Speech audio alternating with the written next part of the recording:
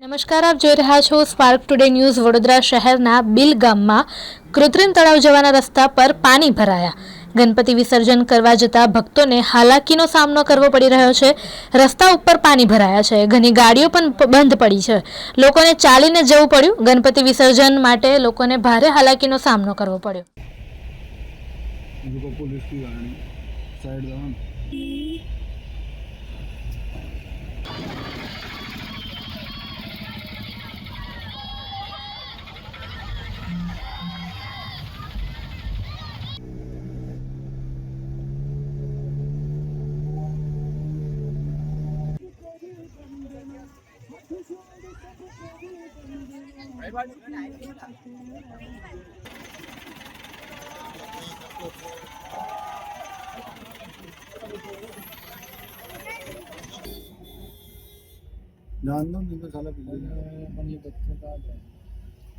આ પાણી વારંવાર અહીંયા આગળ ભરાય છે। આજે ગણપતિ ડૂબાડવા લોકો આવે છે, એમને બહુ જ તકલીફ પડે છે। એટલે આનું કંઈ નિરાકરણ આ 5 વર્ષ થયા કોર્પોરેશનને કોઈ નિરાકરણ આવ્યું નથી। વારંવાર પાણી આવે છે અને પાછળની સોસાયટી વાળાને તો કોર્પોરેટર આવીને એવું કહે છે કે તમે અહીંયા આગળ શું લેવા મકાન લીધા એવું બોલે છે। એટલે આ યોગ્ય વાત નહીં।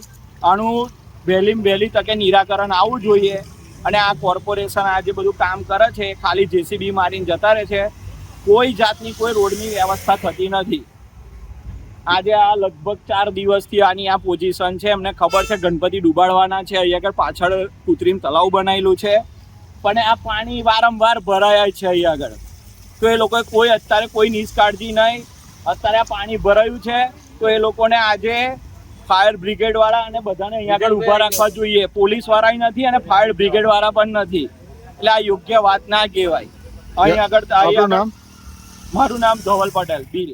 આજે ગણપતિ વિસર્જનનો છેલ્લો દિવસ છે અને આજે બિલ કૃત્રિમ તરફ જવાનો રસ્તો છે, ત્યાં એ રોડ પર એટલું બધું પાણી ભરાઈ ગયું છે કે લોકોને ગણપતિ વિસર્જન કરવામાં બી તકલીફ પડી રહી છે। અહીંયા કોઈ સ્થાનિક અહીંયા કોઈ છે નહીં। લોકોને જો કંઈ દુર્ઘટના થતી તો કોણ જવાબદારી હશે? બાજુમાં બી પાણી ભરેલું છે, નહેર છે મોટી, એમાં કોઈ ગતું રહ્યું, કોઈ ગબડી વબડી તે કોર્પોરેશનના તંત્રએ ધ્યાન આપી જોઈએ ને। અહીંયા કોઈ બી એમના અધિકારીને ઊભો રાખવો જોઈએ તો લોકોને ગણપતિ વિસર્જનમાં તકલીફ ના પડે એ રીતનું મારે તંત્રને ધ્યાન દોરવાની। આ ખાડાનું કોઈ નિરાકરણ લાવતા નહીં। પાણી વારંવાર ભરાઈ જાય છે અને જવા આવવાની તકલીફ થઈ જાય, બધી ગાડીઓ બંધ થઈ જાય છે। તમે જુઓ, ફાયર બ્રિગેડ વાળા પણ નથી અહીંયા। કોઈ ડૂબી જાય તો નાનું છોકરું એ જવાબદારી લેશે કોર્પોરેશન?